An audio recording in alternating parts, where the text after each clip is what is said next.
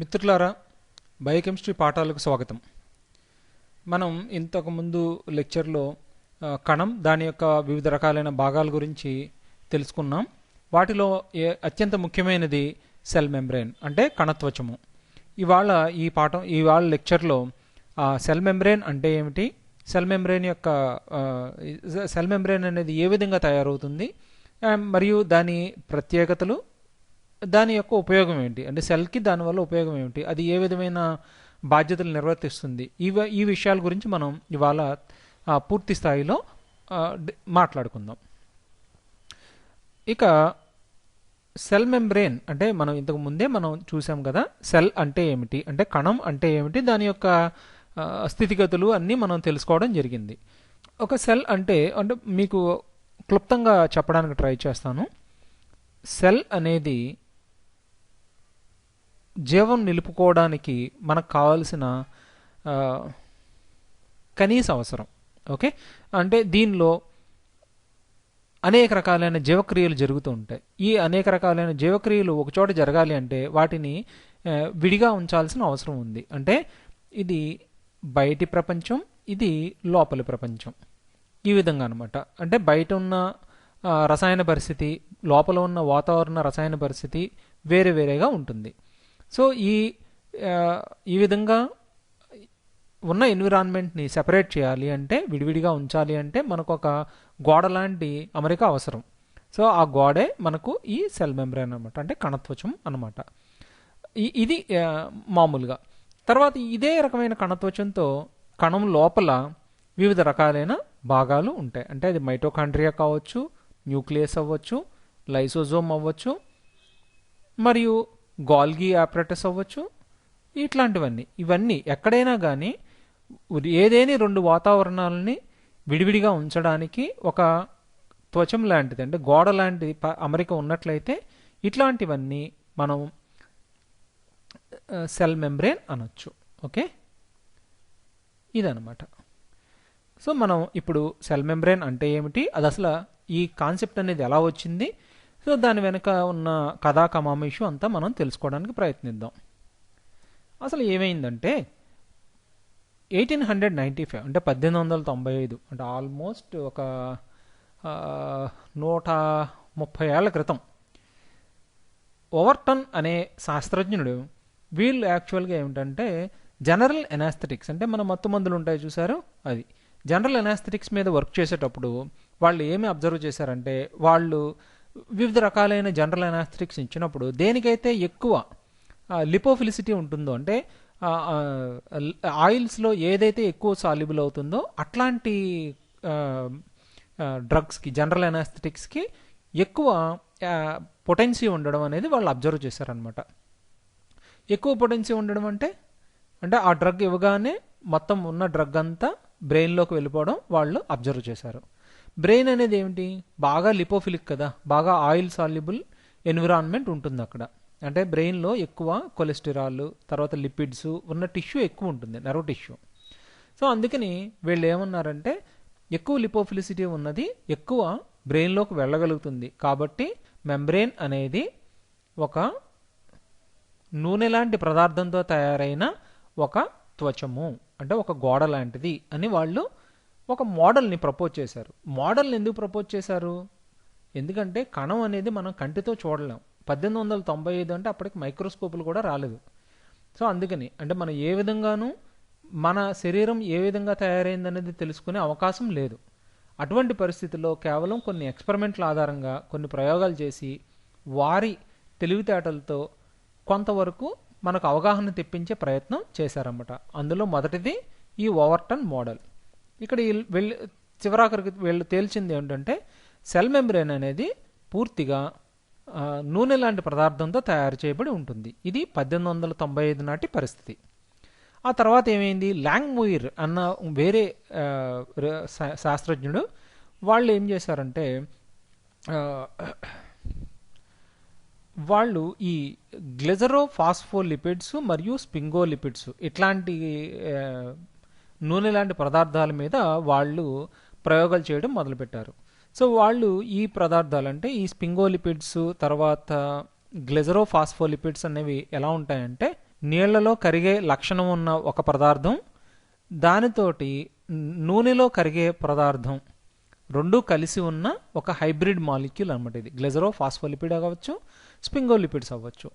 So వీటిని నీటిలో వేసినప్పుడు ఏమైందంటే నీటిలో కరిగే లక్షణం ఉన్న పదార్థం అంతా నీటి వైపు, ఈ మిగిలినదంతా ఓకే ఇది ఎక్కడ ఉంది, lipids at the interface of air and water, అంటే నీటిపై తేలి ఈ నీటిలో కరిగే స్వభావం ఉన్నదంతా నీటిలో, ఓకే ఈ నూనెలో కరిగే స్వభావం ఉన్నదంతా బయటికి వచ్చి ఇలాగా ఒక సింగిల్ లేయర్గా ఫామ్ అవడం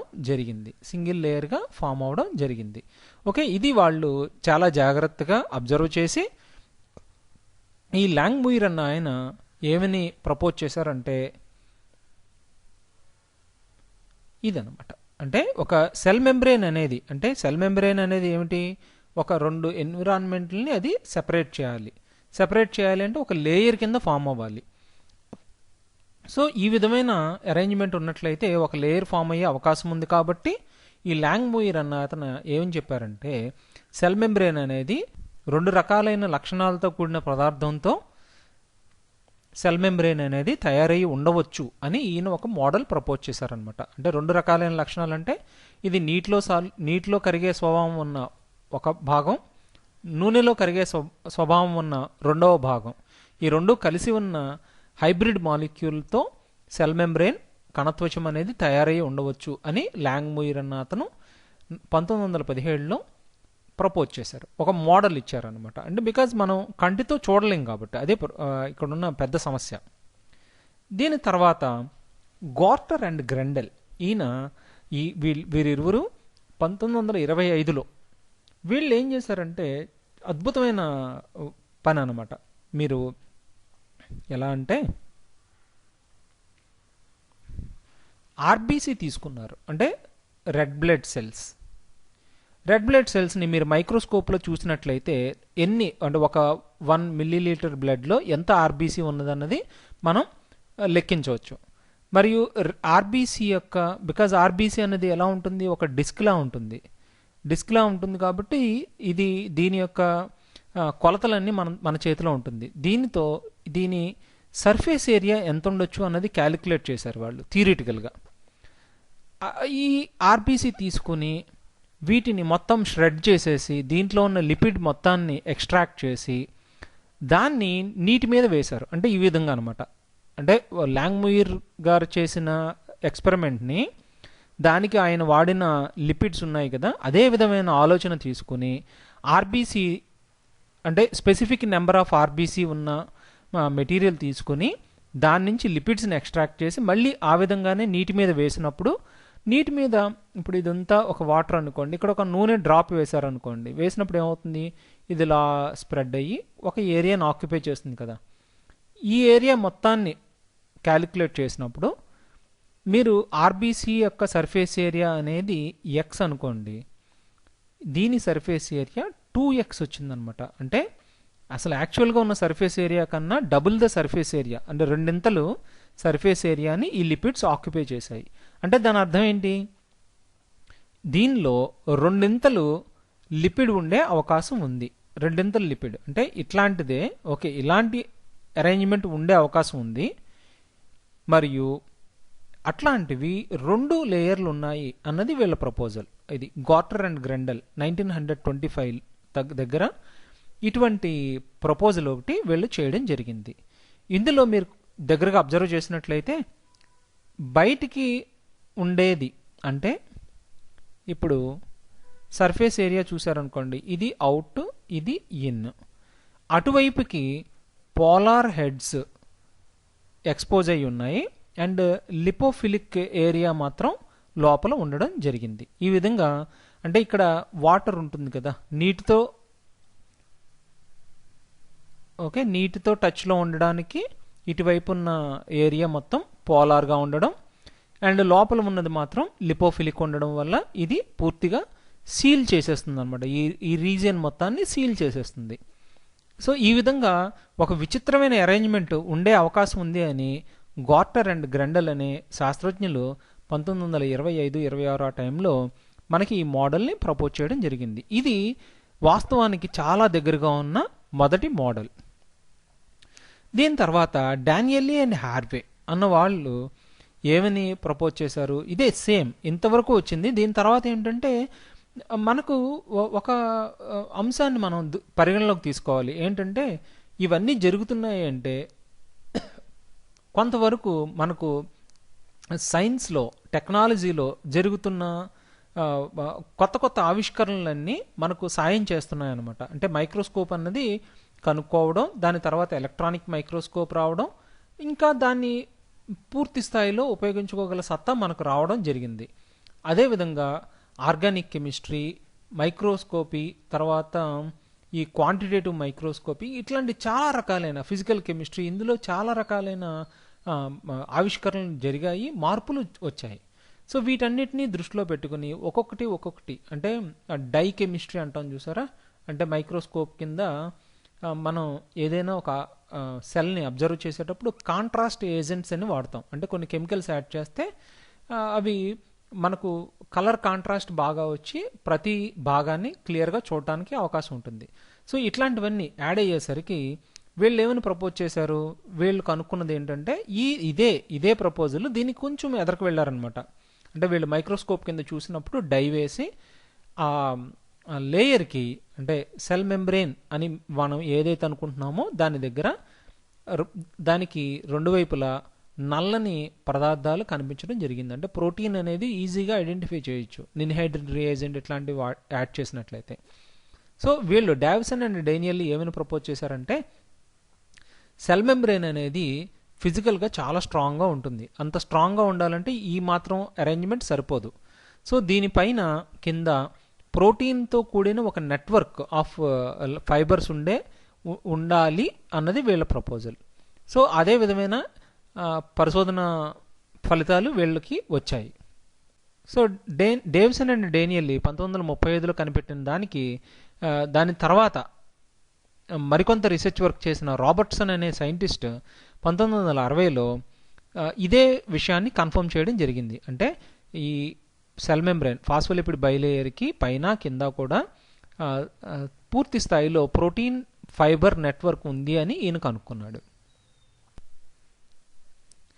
ఇక సింగర్ అండ్ నికోల్సన్ అనే శాస్త్రజ్ఞులు 1973లో ఒక అద్భుతమైన ఆవిష్కరణ చేశారు. వాళ్ళు ఏం చేశారంటే ఎలక్ట్రాన్ మైక్రోస్కోప్లో అబ్జర్వ్ చేసిన సెల్ మెంబ్రెయిన్ ఫోటోని మీరు ఇక్కడ చూడవచ్చు. ఇందులో మీరు దగ్గరగా అబ్జర్వ్ చేసినట్లయితే మీరు ఇక్కడ ఇదిగో చూసారా, ఇది ఫాస్ఫోలిపిడ్ బైలేయర్, మధ్యలో నల్లని గీతలు కనిపిస్తున్నాయి. ఇక్కడ ఒకటి ఇక్కడ కూడా చూడొచ్చు మీరు. తర్వాత కొన్నిసార్లు ఆ గీత అనేది సకానికి వచ్చి ఆగిపోతుంది. ఇక్కడ కూడా మీరు చూడొచ్చు చాలా క్లియర్గా. ఓకే, సో ఇవన్నీ ఏమిటంటే ప్రోటీన్స్ అనమాట. సో ఇటువంటి అబ్జర్వేషన్ చేసిన తర్వాత సింగర్ అండ్ నికోల్సన్ అన్న శాస్త్రజ్ఞులు ఏం చెప్పారంటే ఫాస్ఫోలిపిడ్ బైలేయర్ అంటే మీకు ఇక్కడ ఇది ఒక లేయరు, ఇది ఒక లేయర్, 2 లేయర్లు ఉన్నాయి కదా. ఓకే, సో ప్రోటీన్స్ అనేవి ఎటు నుంచి ఎటు ఉండొచ్చు, బయట ఒక నెట్వర్క్లా ఉండొచ్చు, ఆర్ ఒక ప్రోటీన్ పై లేయర్ వరకు ఆర్ కింద లేయర్ వరకు ఉండొచ్చు, లేక కొన్ని ప్రోటీన్లు ట్రాన్స్ మెంబ్రెయిన్ ప్రోటీన్స్ అంటే పై నుంచి కింద దాకా ఎక్స్పాండ్ అయి ఉన్న ప్రోటీన్స్ కూడా ఉండే అవకాశం ఉంది. ఇటువంటి అరేంజ్మెంట్ ఉన్న ఫాస్ఫోలిపిడ్ బైలేయర్ మెంబ్రెయిన్తో మన సెల్ మెంబ్రెయిన్ అనేది తయారవుతుంది అని సింగర్ అండ్ నికోల్సన్ అనే శాస్త్రజ్ఞులు 1973లో కన్ఫర్మ్ చేయడం జరిగింది. ఇది యాక్చువల్గా మనకు వాస్తవానికి అత్యంత దగ్గరగా ఉన్న మోడల్. రెండవది దీన్నే ఫ్లూయిడ్ మొసాయిక్ మోడల్ అని కూడా అంటారు. ఎందుకనంటే మనకు ఈ ప్రోటీన్స్ కావచ్చు, ఇంకోటి కావచ్చు, ఇక్కడ వీళ్ళు అబ్జర్వ్ చేసింది ఏమిటంటే మీరు ఇది ఫాస్ఫోలిపిడ్ బైలేయర్ మెంబ్రెయిన్ అనుకున్న తర్వాత వాళ్ళు అబ్జర్వ్ చేసింది ఏంటంటే ఈ ప్రతి లిపిడ్ మాలిక్యూల్ ఉన్నాయి కదా, ఇవి ఒక చోట నుంచి ఒక చోటకి, అంటే మీరు ఇలా తీసుకున్నారనుకోండి, ఇక్కడ ఒక లిపిడ్ ఉందనుకోండి, అది ఇలా ఇలా ఇలా ఇలా కదిలి ఇక్కడికి వెళ్ళొచ్చు, లేకపోతే కిందనున్నది ఇలా ఇలా ఇలా కదిలి ఇక్కడికి వెళ్ళొచ్చు, లేదా పైన ఇక్కడున్న లిపిడ్ ఒకటి ఇలా ఇలా కదిలి ఇక్కడికి రావచ్చు. అంటే ఎటు నుంచి ఎటైనా ఫాస్ఫోలిపిడ్స్ అనేవి కదిలి తిరిగే అవకాశం ఉంది. అంటే అది ఫ్లూయిడ్ మొజాయిక్ అనే మోడల్ని సింగర్ అండ్ నికోల్సన్ శాస్త్రజ్ఞులు ప్రపోజ్ చేయడం జరిగింది. సో ఇందులో వీళ్ళు చెప్పింది ఏంటంటే లాటరల్ షిఫ్ట్, అంటే ఒకే లేయర్లో ఒక లిపిడ్ అనేది ఒక చోట నుంచి ఒక చోటకి వెళ్ళగలదు. సో ఈ విధంగా సెల్ మెంబ్రేన్ అనేది ఒక ఫిక్స్డ్ లేయర్ లాంటిది కాదు, ఇది చాలా డైనమిక్ ఎన్విరాన్మెంట్ అనమాట. సో అందుకనే ఫాస్ఫోలిపిడ్ బైలేయర్ అనేది మనకు కణానికి ఉన్న భాగాల్లో అత్యంత ముఖ్యమైన భాగం. ఇక మిగిలిన విషయాలు తెలుసుకుందాం. ఇవి నేను ముందే చెప్పాను, మనకు ఎలక్ట్రాన్ మైక్రోస్కోపీ ఇవన్నీ వచ్చిన తర్వాత ప్రకృతి యొక్క అనేక రహస్యాలు మనం తెలుసుకోవడానికి అవకాశం చిక్కింది. సో అందులో ఒకటి దీన్ని ఏమంటారంటే ఫ్రీజ్ ఫ్రాక్చర్డ్, అంటే దీన్ని ఏం చేస్తారంటే సెల్ని తీసుకుని -270 అంటే లిక్విడ్ నైట్రోజన్లో వేశారనుకోండి, వేసినప్పుడు సెల్ మొత్తం ఫ్రీజ్ అయిపోతుంది. దాని తర్వాత ఒక ప్రత్యేకమైన ప్రొసీజర్ ప్రకారం సెల్ని విరగొట్టడం జరుగుతుంది. విరగొట్టినప్పుడు ఇక్కడ మీరు చూసారా, ఇది 2 లేయర్లు, ఇది ఒక లేయరు, ఇది ఇన్సైడ్ లేయరు, ఇది అవుట్ సైడ్ లేయరు. ఇక్కడ చూసారా ఫ్రాక్చర్ అయిన తర్వాత మీకు బొడిపెలు కింద కనిపిస్తున్నాయి కదా, ఇవన్నీ ఇక్కడ కూడా చూడండి చాలా బొడిపెలు కింద కనిపిస్తున్నాయి. సో ఇవన్నీ ప్రోటీన్స్.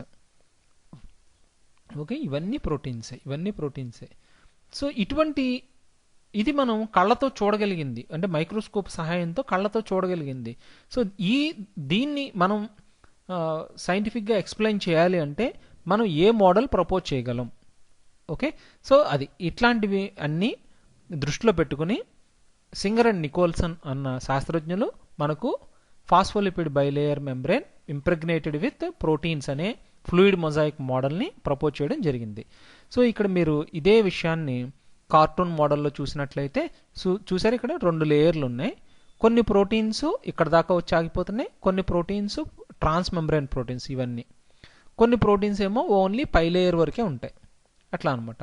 ఓకే, సో ఒక లేయర్ని ఇలా మనం విరగొట్టామనుకోండి, విడదీసామనుకోండి, ఇట్లాంటి పరిస్థితి మనకు కనిపించే అవకాశం ఉంది. అర్థమైందా? సో ఇక్కడ కూడా మీరు చూడొచ్చు, అంటే ఈ ఫ్రీజ్ ఫ్రాక్చర్డ్ మైటోకాండ్రియా అనమాట ఇది.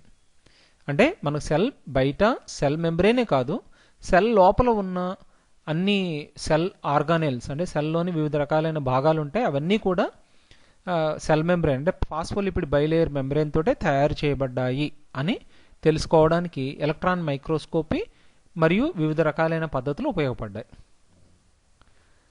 ఇక ఇవి మరికొన్ని ఉదాహరణలు. ఓకే, ఇది న్యూక్లియస్ కేంద్రకం అనమాట. కేంద్రకం దగ్గర చూసారా, ఇక్కడ ఫాస్ఫోలిపిడ్ బైలేయర్ ఉంది. ఇది మైటోకాండ్రియా, ఇక్కడ కూడా మీకు 2 లేయర్లు కనిపిస్తాయి. ఇవన్నీ లైసోజోమ్స్, ఇక్కడ కూడా మీకు 2 లేయర్లు కనిపిస్తాయి. ఈ విధంగా ఎక్కడైనా కానీ కంపార్ట్మెంట్ల కింద, అంటే వేరే వేరే గదుల కింద విడగొట్టాలి అంటే ఖచ్చితంగా మీకు ఫాస్ఫోలిపిడ్ బైలేయర్ అనేది అత్యంత అవసరం అని మనకి ఇక్కడ తెలుస్తుంది. ఓకేనా? సో ఇంకా ముందుకు వెళ్దాం. సింగర్ అండ్ నికోల్సన్ అనే శాస్త్రజ్ఞులు 1973లో సైన్స్ జర్నల్లో పబ్లిష్ చేసిన ఆర్టికల్ యొక్క ఇంపార్టెంట్ పార్ట్లు ఇక్కడ నేను చూపించడం జరిగింది. Fluid mosaic model of the structure of cell membranes. So ఈ కార్టూన్ అనేది సింగర్ అండ్ నికోల్సన్ శాస్త్రజ్ఞులు ఇచ్చిందనమాట, ఈ 2. ఓకే, ఇక్కడ మీరు చూడొచ్చు క్లియర్గా, ఇది ఫాస్ఫోలిపిడ్ బైలేయర్ అనుకోండి, ఈ పై వరకు అంటే ఏదైనా ఒకవైపు ఒక లేయర్ వరకే వచ్చిన ప్రోటీన్ కానీ ట్రాన్స్ మెంబ్రేన్ ప్రోటీన్లు కానీ కలిగి ఉండే ఒక సంక్లిష్టమైన అమరికతో సెల్ మెంబ్రేన్ అనేది ఉంటుంది. ఇది కేవలం ఒక పొరలాంటిది కాదు అన్నది మనకు ఈ ప్రయోగాల ద్వారా తెలుస్తుంది. తర్వాత ఇక మనం స్ట్రక్చర్ ఆఫ్ సెల్ మెంబ్రేన్ గురించిన పూర్తి స్థాయి డిస్కషన్ చేద్దాం. సెల్ మెంబ్రేన్ అనేది ఫాస్ఫోలిపిడ్ బైలేయర్ అని చెప్పాను కదా, అసలు ఫాస్ఫోలిపిడ్ బైలేయర్ అనేది ఎలా ఫామ్ అవుతుంది అన్నది ఒకసారి బ్రీఫ్గా చూద్దాం. ఇది ఫాస్ఫోలిపిడ్స్తో ఒక లేయర్ అనుకోండి, ఒక లైన్. ఓకే, ఇది ఓన్లీ 1 డైమెన్షన్. మీరు అట్లాంటి అనేక రకమైన లైన్లు తీసుకున్నారనుకోండి, ఇది ఒక లేయరు, మీకు ఇది ఒక లేయరు. ఓకే, సో ఇవి 2 లేయర్లు. ఇప్పుడు మనకేమవుతుంది, 2 లేయర్లు కలుస్తున్నాయి. అంటే ఈ లిపిడ్ టైల్స్ ఉన్నాయి కదా, ఈ లిపిడ్ టైల్స్ 2 దగ్గరకు వచ్చి వాటితో లిపిడ్ ఇంటరాక్షన్, అంటే మీకు లండన్ ఫోర్సెస్ అంటారు, induced dipole type of interactions. అవి అనేక రసాయన బంధాలు ఏర్పడేసరికి, అంటే కెమికల్ బాండ్స్ ఫామ్ అయ్యేసరికి ఇది చాలా స్ట్రాంగ్గా తయారవుతుంది అనమాట. సో ఇది primary interaction between two layers, అంటే ప్రాథమిక బంధం. దీని తర్వాత మిగిలినవన్నీ యాడ్ అవుతాయి అన్నమాట.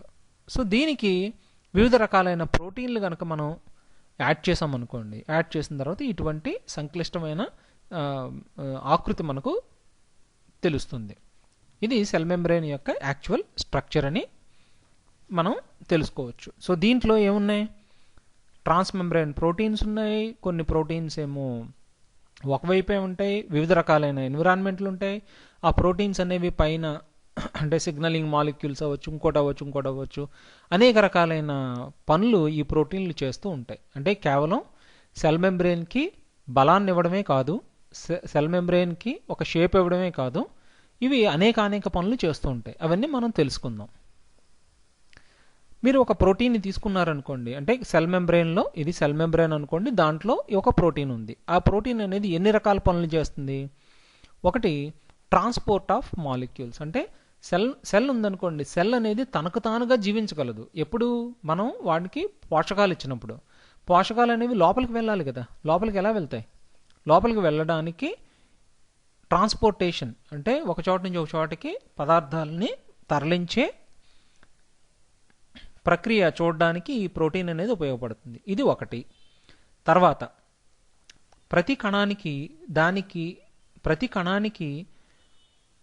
ప్రత్యేకమైన విధులు ఉంటాయి. ఆ విధులను నిర్వర్తించడానికి కొన్నిసార్లు బయట ఉన్న వాతావరణాన్ని తెలుసుకోవడానికి ఈ ప్రోటీన్ల ద్వారా ప్రయత్నిస్తుంది. అందులో కొన్నిసార్లు ఆ ప్రోటీన్లు అనేవి ఎంజైమ్ల కింద కూడా ఉపయోగపడుతూ ఉంటాయి అన్నమాట. ఓకే, అంటే మీరు ఆర్బీసీ తీసుకున్నారనుకోండి, ఎర్ర రక్త కణాలు, కానీ CD4 సెల్స్ తీసుకున్నారనుకోండి, అంటే తెల్ల రక్త కణాల్లో మనకు ఇమ్యూనిటీనిచ్చే, వ్యాధి నిరోధక శక్తినిచ్చే కణాలు అనమాట. అవన్నీ బయట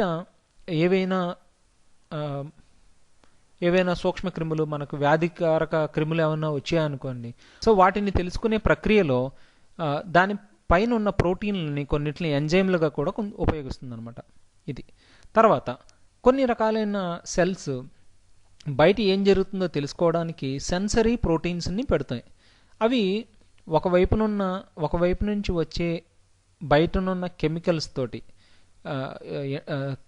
ఇంటరాక్ట్ అయ్యి దాన్ని ఒక సిగ్నల్ కింద ఆ సెల్కి ఇవ్వడం జరుగుతుంది. అంటే ఇప్పుడు మీకు ఎడ్రినలిన్, నారెడ్రినలిన్, గాబా ఇట్లాంటి కెమికల్స్ అన్నీ ఒక సెల్ ఇస్తుంది. అది రెండవ సెల్ మీద ఉన్న ప్రోటీన్లతో ఇంటరాక్ట్ అయ్యి అది ఒక సిగ్నల్ కింద ఆ తర్వాత ఉన్న సెల్కి అందించడం జరుగుతుంది, ఇన్ఫర్మేషన్ అందించడం జరుగుతుంది. ఈ విధంగా అనమాట. ఓకే, ఇది ఒక రిసెప్టార్ కింద ఉపయోగపడుతుంది. తర్వాత cell identity marker. Okay, cell identity marker అంటే ఇది గ్లైకోప్రోటీన్స్ అనమాట. అంటే మీకు CD4 సెల్స్ ఉన్నాయనుకోండి, CD4 సెల్ అనేది ఒక వైరస్ని ఏ విధంగా గుర్తిస్తుంది, ఒక బ్యాక్టీరియాని ఏ విధంగా గుర్తిస్తుంది. ఈ గుర్తించే ప్రక్రియలో ఈ గ్లైకోజిలేటెడ్ ప్రోటీన్స్ అనేవి ఉపయోగపడతాయి. ఓకే, ఇవి గ్లైకోప్రోటీన్స్ అంటారు. ఇవి ప్రతి ఒక్క సెల్ని ఇది వేరే సెల్ అని, వేరే కణం అని గుర్తించడానికి ఇటువంటి అమరిక మనకు ఉపయోగపడుతుంది. ఓకేనా. తర్వాత రెండు సెల్స్, అంటే మీరు ఒక కాలేయం తీసుకున్నారనుకోండి, అప్పుడు స్కిన్ తీసుకున్నారనుకోండి, స్కిన్ అనేది అనేక రకాలైన కొన్ని కోటాను కోట్ల కణాలతో నిర్మితమై ఉంది. ఆ కోటాను కోట్ల కణాలన్నీ ఒకదానికొకటి అతికించబడి ఉన్నాయి కదా. అది ఏ విధంగా అతికించబడి ఉన్నాయి? అవన్నీ ప్రోటీన్ల ద్వారా మాత్రమే ఇంటరాక్ట్ అయ్యి అతికించబడి ఉంటాయన్నమాట. సో ఈ విధంగా ప్రోటీన్ అనేది దీనికి కూడా ఉపయోగపడుతుంది. తర్వాత అటాచ్మెంట్ ఆఫ్ సైటోస్కెలిటన్. ఒక సెల్ తీసుకున్నారనుకోండి, కణం అనేది ఏంటి? ఒక పెద్ద బబుల్లా ఉంటుంది, అంటే గాలి బుడగలాగా ఉంటుందన్నమాట, సబ్బు బుడగలాగా. బట్ ఇవన్నీ ఒక చోట్లనే ఈ సెల్ అనేది ఒక షేప్ మెయింటైన్ చేయాలనుకోండి, అంటే మీరు ఇప్పుడు లివర్ తీసుకోండి, కిడ్నీ తీసుకోండి, బ్రెయిన్ తీసుకోండి, దానికి ఒక స్పెసిఫిక్ షేప్ ఉంటుంది కదా. అంటే ప్రతి కణం దాని షేప్ని మెయింటైన్ చేయాలి. ఇట్లా మెయింటైన్ చేయాలంటే లోపల మనకు సైటోస్కెలిటన్ అనే ఒక అమరిక ఉంటుంది. అంటే ప్రతి ఒక్క పార్ట్ని ఇంకొక పార్ట్తో కలిపేందుకు ఈ ప్రోటీన్లతో కూడిన ప్రోటీన్ ఫైబర్తో కూడిన ఒక వ్యవస్థ ఉంటుంది. సో ఈ ప్రోటీన్ ఫైబర్స్ అన్ని ఒక చోట నుంచి ఒక చోటికి అతకడానికి మనకు ఈ ప్రోటీన్లు అనేవి ఉపయోగపడతాయి. అంటే మీరు ఎప్పుడైనా ఒక సర్కస్ కానీ దేనికైనా వెళ్ళారనుకోండి, పెద్ద గుడారం వేస్తారు చూసారా, ఈ షేప్ మెయింటైన్ చేయాలనుకోండి, ఈ లోపల మనకు ఫ్రేమ్వర్క్ ఉంటుంది.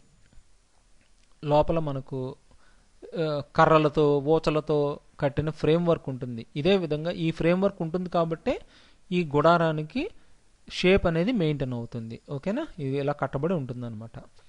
సో అదేవిధంగా సెల్లో కూడా ఇది చాలా ఫ్లెక్సిబుల్గా ఉంటుంది. అందుకనే ఈ ఫ్లెక్సిబిలిటీని తగ్గించడానికి, సెల్కి ఒక షేప్ ఇవ్వడానికి, ఫిజికల్గా స్ట్రెంగ్త్ ఇవ్వడానికి ఈ ప్రోటీన్ ఫైబర్స్ అనేవి ఉపయోగపడతాయి.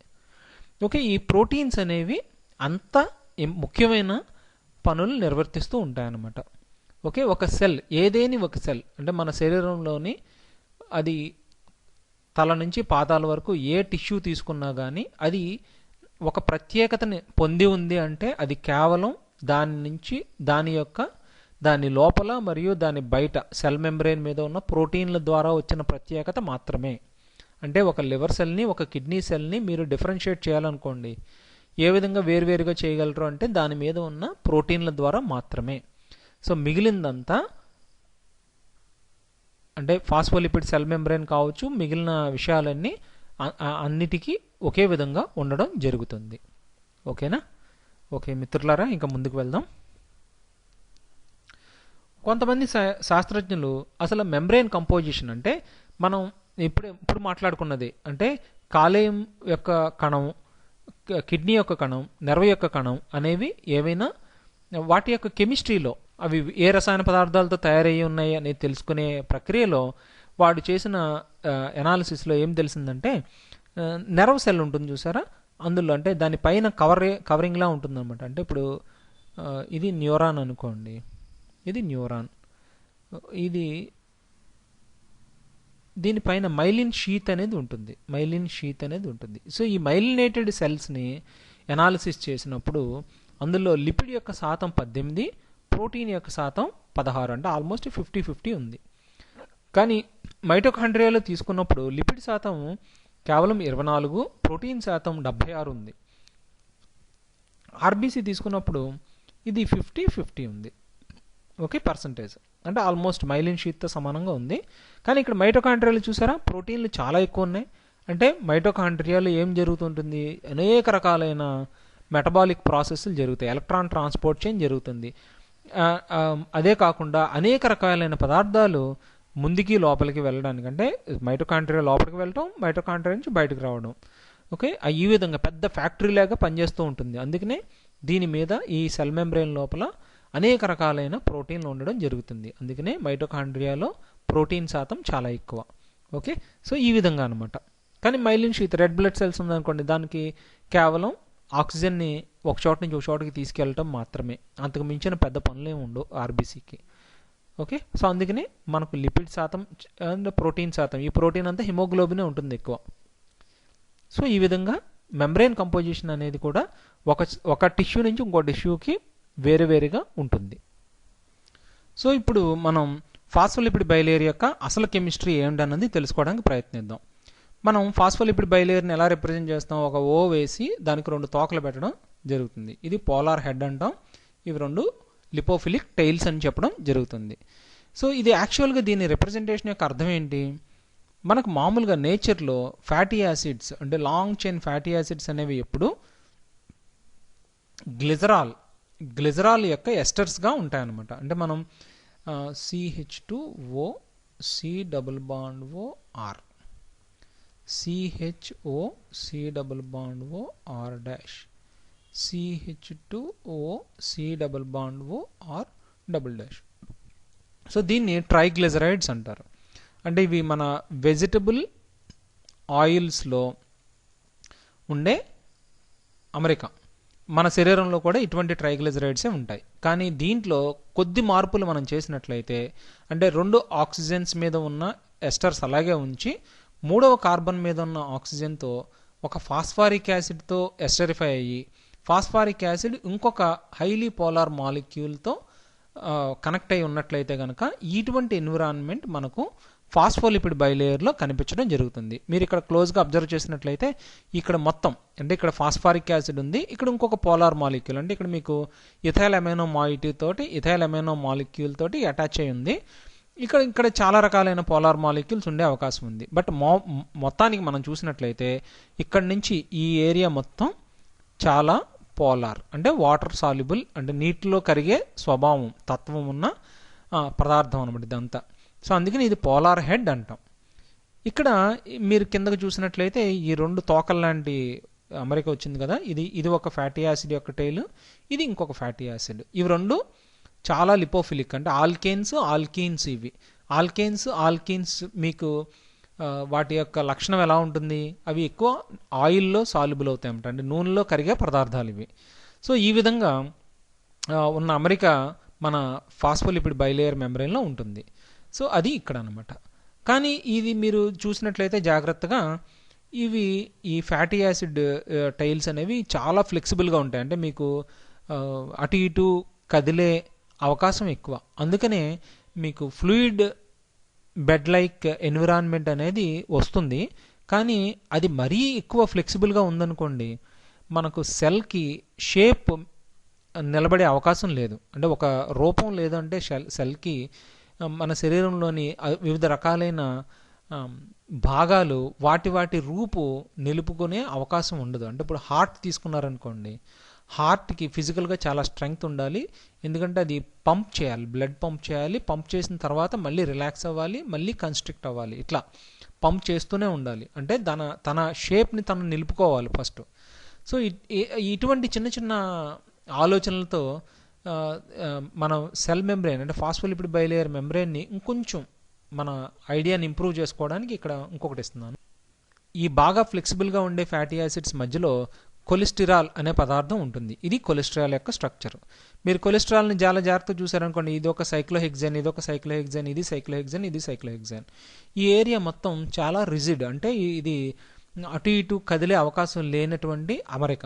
సో ఇది మధ్యలో ఉండడం వల్ల ఈ మొత్తం వాతావరణం చాలా రిజిడ్గా తయారవుతుంది, అండ్ ఈ ఎన్విరాన్మెంట్ మొత్తం స్టేబుల్ అవుతుంది అన్నమాట. దీనితో సెల్ మెంబ్రెయిన్కి సెమీ ఫ్లెక్సిబుల్ ఎన్విరాన్మెంట్ వస్తుందండి, ఇది మరీ అంత ఫ్లెక్సిబుల్గా అయితే ఉండదు. సో ఈ కొలెస్ట్రాల్ ఒకవైపు, ప్రోటీన్ యొక్క నెట్వర్క్ మరోవైపు కలిసి సెల్ మెంబ్రెయిన్కి అద్భుతమైన ఫిజికల్ స్ట్రెంగ్త్ ఇవ్వడం జరుగుతుంది. సో ఆ ఫిజికల్ స్ట్రెంగ్త్ తోటే మన బాడీ కావచ్చు, మనలో ఉన్న భాగాలు కావచ్చు, సెల్ కావచ్చు, తన ధర్మాన్ని తను నిర్వర్తించగలుగుతున్నాయి. ఓకే, ఇక మనం ముందుకు వెళ్దాం.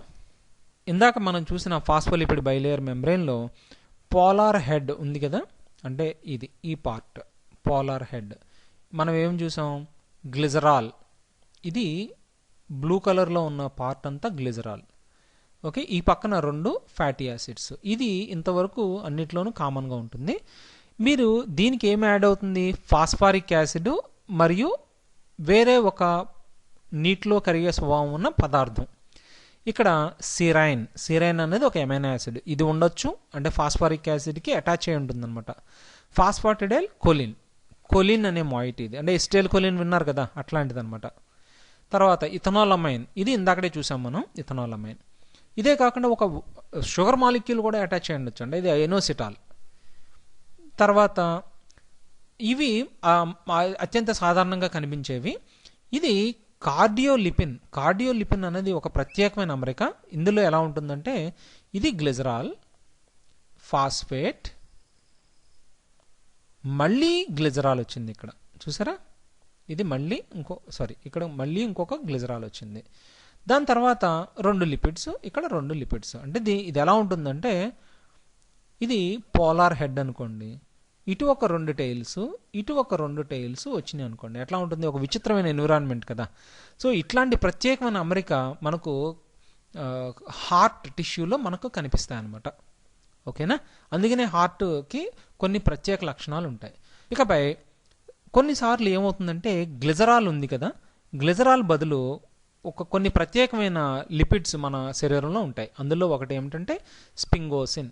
దీని స్ట్రక్చర్ మీరు చూసినట్లయితే ఇది గ్లిజరాల్ని పోలి ఉంటుంది. ఇంతవరకు 3 కార్బన్లు ఉన్నాయి, ఒక హైడ్రాక్సీ గ్రూప్, ఒక NH2 తర్వాత OH, అంటే ఇది గ్లిజరాల్ని రీప్లేస్ చేస్తూ ఈ పదార్థం ఉంటుంది. దీనికి కనెక్ట్ అయ్యి ఒక లిపోఫిలిక్ చైన్ ఉంటుంది. ఓకే, సో ఇది స్పింగోసిన్. ఇది బేసిక్ ఇది స్టార్టింగ్ మాలిక్యూల్ అనమాట. సో దీంట్లో ఈ NH మాయిటీ ఉంది కదా, అమైనో ఉంది కదా, అమైనోతో ఒక ఫ్యాటీ యాసిడ్ ఎమైడేషన్ అవుతుందన్నమాట. ఇది అంటే ఇక్కడ ఎమైడ్ ఫామ్ అయింది, ఇది ఫ్యాటీ యాసిడ్.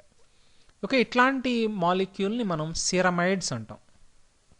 ఇది కాకుండా ఈ సిరమైడ్కి ఈ హైడ్రాక్సీ గ్రూప్ ఉంది కదా, సో దీనికి గనక ఫాస్ఫాటిడైల్ కోలిన్ యాడ్ అయిందనుకోండి, అంటే ఇందాక మనం చూసాం ఎన్ని రకాలైన పోలార్ మాలిక్యూల్స్ ఉండొచ్చు అని. సో ఈ ఫాస్ఫాటిడైల్ కోలిన్ అనేది యాడ్ అయినట్లయితే ఆ పదార్థాన్ని మనం స్పింగోమైలిన్స్ అంటాం. ఇదే కాకుండా ఈ సిరమైడ్ తీసుకుని సిరమైడ్ యొక్క హైడ్రాక్సీ గ్రూప్తో గనక ఒక గెలక్టోజ్ అటాచ్ అయినట్లయితే దీన్ని సెరిబ్రోసైడ్ అంటారు. సెరిబ్రోసైడ్కి గనక వివిధ రకాలైన షుగర్స్ అటాచ్ అయి ఉన్న అమెరికను మనం గ్యాంగ్లియోసైడ్లో చూడవచ్చు.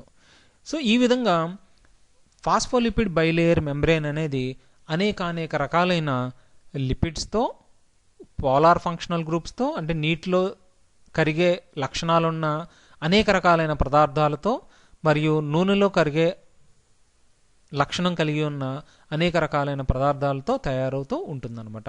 మీరు ఇక్కడ క్లోజ్గా చూసినట్లయితే సెరిబ్రోసైడ్, సెరిబ్రల్ అంటే బ్రెయిన్. మీరు బ్రెయిన్ కానీ నెరో టిష్యూ కానీ తీసుకున్నట్లయితే మీకు ఇటువంటి అమరికలు మనకు కనిపిస్తాయి అన్నమాట. అర్థమైందా? నెక్స్ట్ మనం ముందుకు వెళ్దాం. ఇక ఫ్యాటీ యాసిడ్స్ అనేవి ఎన్ని రకాలు ఉంటాయి, మనకు సెల్ మెంబ్రేన్లో ఎన్ని విధాలైన ఫ్యాటీ యాసిడ్స్ కనిపిస్తాయి, దాని ఇంపార్టెన్స్ ఏంటనేది మనం డిస్కస్ చేద్దాం.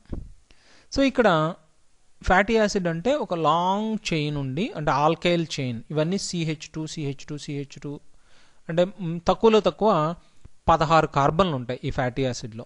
సో ఇట్లాంటి ఫ్యాటీ యాసిడ్స్ కలిగి ఉంటే కనుక దాన్ని 3 డైమెన్షనల్ స్ట్రక్చర్ చూసామనుకోండి, ఇట్లా ఉంటుంది. అంటే ఒక తాడుని గాల్లో వేలాడదీసామంటే ఎట్లా ఉంటుంది, ఓకే, ఎటువైపు అయినా వంగగలిగే లక్షణం కలిగి ఉంటుంది. ఓకే, అది హైలీ ఫ్లెక్సిబుల్ అనమాట. తర్వాత ఒక్కొక్కసారి ఏమవుతుందంటే అన్సాచురేటెడ్ ఫ్యాటీ యాసిడ్స్, అంటే ఒక డబుల్ బాండ్ ఉంటుంది. యూజువల్గా మన నేచర్లో, మన శరీరంలో కానీ నేచర్లో కానీ మనకు ప్రకృతి పరంగా లభించే ఫ్యాటీ యాసిడ్స్లో అన్సాచురేషన్, అంటే ఒక డబుల్ బాండ్ ఉన్నట్లయితే ఎప్పుడు మనకు సిస్ డబుల్ బాండ్సే ఉంటాయి, ట్రాన్స్ డబుల్ బాండ్స్ అనేవి ఉండవు. సో ఒక డబుల్ బాండ్ ఉందనుకోండి, ఇక్కడ ఓరియంటేషన్ అనేది మారిపోతుంది. అంటే మీకు డబుల్ బాండ్ కదా, అంటే sp2 హైబ్రిడైజేషన్ వస్తుంది, అంటే ఇక్కడ 120 degrees, ఇక్కడ 120 degrees. రెండవది డబుల్ బాండ్ ఉండడం వల్ల ఇక్కడ రొటేషన్ పాసిబుల్ కాదు. ఓకే, సో అందుకని ఇట్లాగా వంగిపోయి ఉంటుందన్నమాట మాలిక్యూల్ 3 డైమెన్షనల్ స్ట్రక్చర్ చూసినట్లయితే. ఈ ఏరియా ఫ్లెక్సిబుల్ బట్ ఇక్కడ రిజిడ్గా ఉంటుంది. సో అందుకని ఇది ఒక ప్రత్యేకమైన స్థితి. తర్వాత ఇంకొన్ని ఫ్యాటీ యాసిడ్స్ ఇంకా ఎక్కువ స్థాయిలో, అంటే 2-3 కన్నా ఎక్కువ డబుల్ బాండ్స్ కలిగి ఉంటాయి. అందులో ఒక ఎగ్జాంపుల్ ఏంటంటే ఎరాకిడోనిక్ యాసిడ్. ఎరాకిడోనిక్ యాసిడ్ 3 డైమెన్షనల్ స్ట్రక్చర్ చూసామనుకోండి, ఇట్లా ఉంటుందన్నమాట. అంటే ఒక రౌండ్ తిరిగినట్టు ఉంటుంది, అంటే హెలికల్ స్ట్రక్చర్ లాగా ఇలా ఉంటుంది. ఓకే, మనకు మామూలుగా లిపిడ్స్లో చూసారనుకోండి, ఫ్యాటీ యాసిడ్ బైలేయర్ చూసారనుకోండి, ఇట్లా మనం రిప్రజెంట్ చేయడం జరుగుతుంది. అంటే ఈ ఫ్యాటీ యాసిడ్స్ అనేవి కొంతవరకు అయినా స్ట్రైట్గా ఉండాలి. స్ట్రైట్గా ఉన్నట్లయితే ఒకదానికొకటి ఇంటరాక్ట్ అయ్యి ఈ ఫాస్ఫోలిపిడ్ బైలేయర్ యొక్క స్ట్రక్చర్ అనేది నిలబడుతుంది. కొంత ఇలా వంగినా పర్వాలేదు, మరీ ఇలా వంగిపోతే ఎట్లా అంటే ఒక ఫ్యాటీ యాసిడ్ ఇలా ఉంది, రెండో ఫ్యాటీ యాసిడ్లో ఇలా ఉంది, ఇక్కడ ఉన్న ఫ్యాటీ యాసిడ్ ఏమవుతుంది, రెండోది ఇలా వెళ్ళిపోతుంది.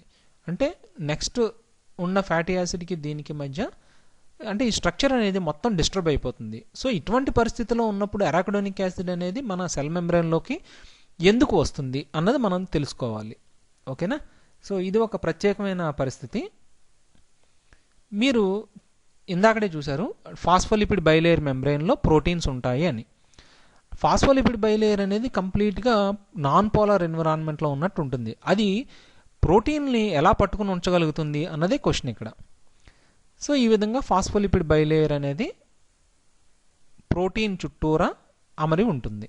ఓకే, సో అప్పుడు ప్రోటీన్ అనేది ఎటు కదలకుండా పట్టుకుని ఉండాలి అంటే ఏం చేయాలి? ఇటువంటి మాలిక్యూల్ కనుక ఇక్కడ ఉందనుకోండి, ఓకే, సో ఇది ఇలాగా, ఇంకొకలాగా, ఇక్కడ ఉన్నది ఇలాగా పట్టుకుంది అనుకోండి, అంటే దాన్ని గట్టిగా పట్టుకొని హత్తుకున్నట్టుగా ఈ అమరిక ఉంటుంది. ఉండడం వల్ల ఈ ప్రోటీన్ అనేది ఎటు కదలకుండా అదే సెల్ మెంబ్రెయిన్లో ఒకే వైపు ఒకే విధమైన ఓరియంటేషన్తో ఉండే అవకాశం ఉంటుందన్నమాట. అంటే ఫిజికల్ స్టెబిలిటీ రావాలంటే మనకి ఇట్లాంటి పాలీఅన్సాచురేటెడ్ ఫ్యాటీ యాసిడ్స్ ఎంతగానో ఉపయోగపడతాయి. ఓకే, ఇది ఒక విధమైన ప్రత్యేకత. తర్వాత ఇందాక మనం చూసాము ఫాస్ఫోలిపిడ్ బైలేయర్లో చాలా ఫ్లెక్సిబుల్ ఎన్విరాన్మెంట్ ఉంటుంది అని. అంటే దాని అర్థం ఏంటంటే ఇవి ఫ్యాటీ యాసిడ్స్ తర్వాత మామూలు పరిస్థితిలో కనుక వదిలేసినట్లయితే సో ఇవి ఈ విధంగా ఫ్రీగా ఉండే అవకాశం ఉంటుంది. ఆల్ ఆఫ్ ఎ సడన్ ఇక్కడ నుంచి ఏదైనా ఒకవైపు నుంచి ఒకవైపుకు వెళ్ళాలనుకోండి, అంటే ఇక్కడ ప్రోటీన్ ఉంటుంది బట్ ఒక పదార్థం అనేది వెళ్తుందంటే ఇటు నొక్కుంటుంది కదా. అలా నొక్కున్నప్పుడు ఈ ఫ్యాటీ యాసిడ్స్ అన్నీ అడ్జస్ట్ అయ్యి ఈ పదార్థం అనేది ఒకవైపు నుంచి ఒకవైపు వెళ్ళటానికి సహాయపడుతుంది. ఓకే, ఇది సెమీ ఫ్లెక్సిబుల్ ఎన్విరాన్మెంట్ అనమాట. ఇది వెళ్ళిపోగానే మళ్ళీ ఈ విధమైన పరిస్థితి రావడం జరుగుతుంది. అర్థమైందా? సో ఇది సెమీ ఫ్లెక్సిబుల్ ఎన్విరాన్మెంట్ అంటే. తర్వాత మనం ఫంక్షన్స్ ఆఫ్ సెల్ మెంబ్రెయిన్ గురించి తెలుసుకుందాం. ఓకే మిత్రులారా, ఇప్పటి వరకు మనం ఫాస్ఫోలిపిడ్ బైలేయర్ అంటే ఏమిటి, దాని స్ట్రక్చర్ ఎలా ఉంటుంది, దాంట్లో ఉన్న వివిధ రకాలైన రసాయన పదార్థాలు ఏమిటి, వాటి యొక్క ఇంపార్టెన్స్ ఏమిటి అన్నది మనం తెలుసుకోవడానికి ప్రయత్నించాం. ఓకే, సో ఇప్పుడు సెల్ మెంబ్రెయిన్ అంటే ఏమిటి, సెల్ మెంబ్రెయిన్ అసలు సెల్కి కణానికి సెల్ మెంబ్రెయిన్ వల్ల ఉపయోగం ఏమిటి అన్నది మనం తెలుసుకుందాం. సెల్ మెంబ్రెయిన్ అనేది కంపార్ట్మెంటలైజేషన్కి ఉపయోగపడుతుంది. అంటే ఒక సెల్ని గదులుగా విడగొట్టడానికి ఉపయోగపడే ఒక అతి ముఖ్యమైన అమరిక. మెంబ్రెయిన్స్ ఆర్ కంటిన్యూస్, అంటే ఈ సెల్ మెంబ్రెయిన్ అనేది ఒక దుప్పటి లాంటిది, మొత్తం సెల్ని కప్పి ఉంచుతుంది. అదే కాకుండా ఈ ఒక కణంలోని వివిధ రకాలైన భాగాలు, అంటే మైటోకాండ్రియా కావచ్చు, గాల్గి ఆపరేటస్ కావచ్చు, ఎండోప్లాస్మిక్ రెటికులం కావచ్చు, ఇటువంటి వివిధ రకాలైన భాగాలు తయారవ్వాలి అంటే తయారవడం అంటే ఒక ఇంటిని వివిధ రకాలైన గదులుగా విడగొట్టి ఒకటి బెడ్రూమ్ కింద, ఒకటి బాత్రూమ్ కింద, ఒకటి కిచెన్ కింద ఎట్లా వాడుకోవడానికి గోడలు ఉపయోగపడుతున్నాయో అదేవిధంగా ఒక సెల్లో ఒక కణంలో వివిధ రకాలైన కార్యక్రమాలు, అంటే ప్రోటీన్లు సింథసిస్ అవ్వడానికి మరియు ఎనర్జీ ప్రొడ్యూస్ అవ్వడానికి ఇట్లా వివిధ రకాలైన కార్యక్రమాలకు వేరే వేరే భాగాలు కావాలి. కాబట్టి వాటిని తయారు చేయడానికి వివిధ రకాలైన వాతావరణాలు క్రియేట్ చేయడానికి ఈ సెల్ మెంబ్రెయిన్ అనేది ఆర్ ఫాస్ఫోలిపిడ్ బైలేయర్ అనేది మనకు ఉపయోగపడడం జరుగుతుంది. తర్వాత it's a scaffold for biochemical activities. Scaffold అంటే మనం ఏదైనా పని చేయాలంటే ఎక్కడో చోట నిలబడో కూర్చునో చేయాల్సి వస్తుంది. కొన్నిసార్లు కొన్ని కెమికల్ రియాక్షన్స్ ఏమైనా పెట్టాలనుకోండి, మనకు ఒక టేబుల్ కావాల్సి వస్తుంది. ఓకే, సో దీని మీద మనం రియాక్షన్లు పెట్టుకుంటాం. అంటే ఒక రియాక్షన్ ఇక్కడ, దీని తర్వాత రెండో రియాక్షన్ ఇక్కడ, దాన్ని కనెక్ట్ అయ్యే మూడో రియాక్షన్ ఇక్కడ నుంచి waste material or product. Okay, so ఇటువంటి ఫిజికల్ సపోర్ట్ కావాలి అంటే మనకు ఈ సెల్ మెంబ్రెయిన్ కావచ్చు, ఫాస్ఫోలిపిడ్ బైలేయర్ కావచ్చు, ఒక ఎక్స్టెన్సివ్ ఫ్రేమ్వర్క్ని మనకు ఇవ్వడం జరుగుతుంది. అంటే మీరు ఎండోప్లాస్మిక్ రెటికులం తీసుకున్నారనుకోండి, దాని మీద ప్రోటీన్లు నిలబడి ప్రోటీన్ సింథసిస్ చేసినట్లయితే, అంటే రఫ్ ఎండోప్లాస్మిక్ రెటికులం లాగా ప్రోటీన్ సింథసిస్ చేయాలంటే దానికి ఒక ఆధారం కావాలి కదా. సో ఈ ఆధారాన్ని ఈ ఫాస్ఫోలిపిడ్ బైలేయర్ అనేది ఇవ్వడం జరుగుతుంది. ఓకే, దీని అర్థం అదనమాట. తర్వాత ప్రొవైడింగ్ సెలెక్టివ్లీ పర్మియబుల్ బ్యారియర్. మీరు కణాన్ని కానీ కణం యొక్క స్థితిగతులు కానీ మనం చూసినట్లయితే కణం లోపల బయట వాతావరణం అనేది ఎప్పుడూ సమంగా ఉండదు. ఓకే, సో ఈ కణానికి ఆహారం కావాలి, సో ఆహారం అనేది లోపలికి రావాలి. మరి సెల్ మెంబ్రెయిన్ అనేది పూర్తి స్థాయిలో ఒక గోడలా ఉందనుకోండి, ఈ ఆహారం అనేది లోపలికి వచ్చే అవకాశమే లేదు.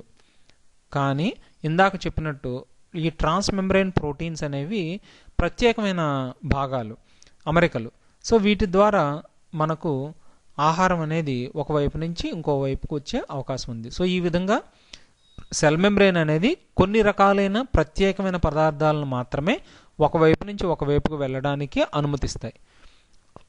సో ఈ విధమైన లక్షణంతో ఇది కణం యొక్క ఇంటిగ్రిటీని నిలబెట్టడానికి ప్రయత్నిస్తుంది. ఇక నాలుగవది ట్రాన్స్పోర్టేషన్ ఆఫ్ సొల్యూట్స్. అంటే కొన్ని రకాలైన పదార్థాలు ఒకవైపు నుంచి ఒకవైపు వెళ్ళటానికి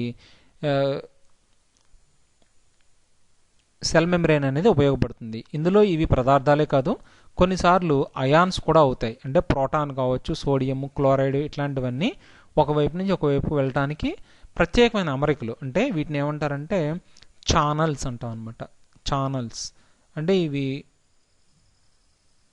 ప్రత్యేకమైన పరిస్థితుల్లో ఓపెన్ అవడం లేకపోతే క్లోజ్ అవడం జరుగుతుంది.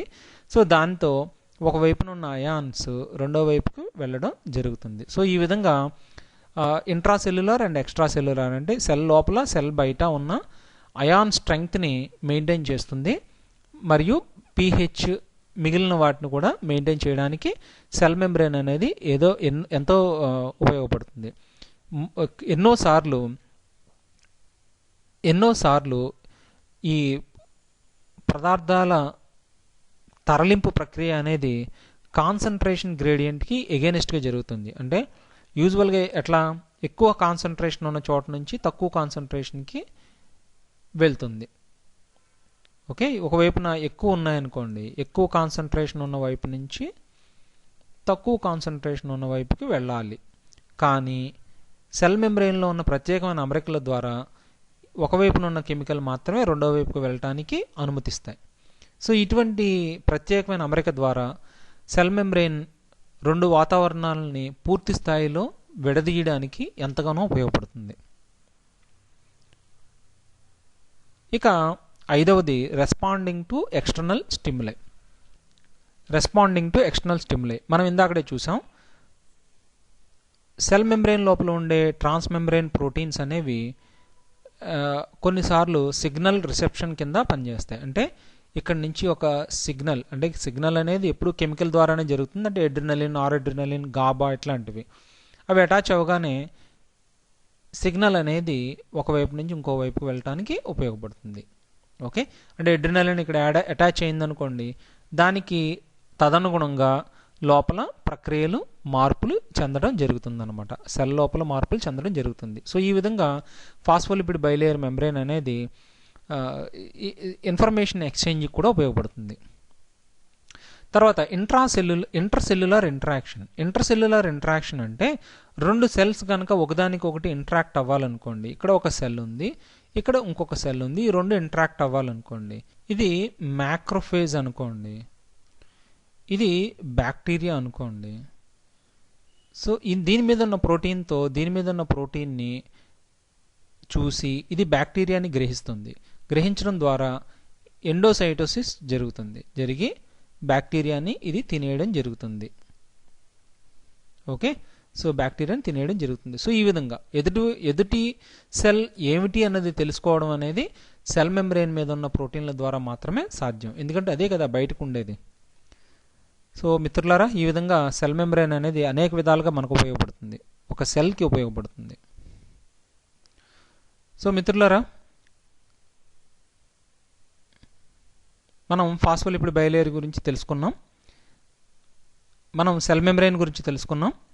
ఇక ఇవాళ మనం ఏమేమి చదివామంటే సెల్ మెంబ్రెయిన్ అనేది ఫాస్ఫోలిపిడ్ బైలేయర్. తర్వాత దీనిలో ఫ్యాటీ యాసిడ్స్ ఉంటాయి, కొలెస్టిరాల్ ఉంటుంది. అనేక రకాలైన పోలార్ ఫంక్షనల్ గ్రూప్స్ ఉంటాయి. అంటే ఇది గ్లిజరాల్తో ఉంటుంది, తర్వాత ఫాస్ఫారిక్ యాసిడ్ ఉంటుంది, తర్వాత అనేక రకాలైనవి అంటే కోలిన్ కావచ్చు, ఇట్లాంటి ఎన్నో రకాలైన పదార్థాలు పోలార్ ఫంక్షనల్ గ్రూప్స్గా ఉంటాయి. నాలుగవది కొలెస్టిరాల్ అనేది సెల్ మెంబ్రెయిన్ యొక్క స్టెబిలిటీని పెంచుతుంది. సెల్ మెంబ్రెయిన్లోని ప్రోటీన్స్ అనేవి దానికి అనేక రకాలైన ఫంక్షన్స్ చేయడానికి ఉపయోగపడతాయి. అంటే సెల్ మెంబ్రెయిన్ యొక్క ఫంక్షన్స్ అనేవి మనం ఏవైతే చదువుతున్నామో అవన్నీ సెల్ మెంబ్రెయిన్ లోపల ఉండే ప్రోటీన్స్ ద్వారా మాత్రమే సాధ్యమవుతుంది. Phospholipid bilayer membrane with proteins అనేది ఫ్లూయిడ్ మొజాయిక్ మోడల్ అనే సెల్ మెంబ్రెయిన్ యొక్క మోడల్ ద్వారా మనకు తెలియడం జరిగింది. ఇక సెల్ మెంబ్రెయిన్ అనేది ఒక సెల్ని కణాన్ని బయట వాతావరణంతో విడగొట్టే విధంగా మరియు కణం లోపల కూడా వివిధ రకాలైన పనులు జరగడానికి విడివిడిగా గదులు ఏర్పరచడానికి ఉపయోగపడుతుంది. తర్వాత ట్రాన్స్పోర్టేషన్ అంటే ఒకవైపు నుంచి ఒకవైపుకి మెటీరియల్ని ట్రాన్స్పోర్ట్ చేయడానికి ఇది ఉపయోగపడుతుంది.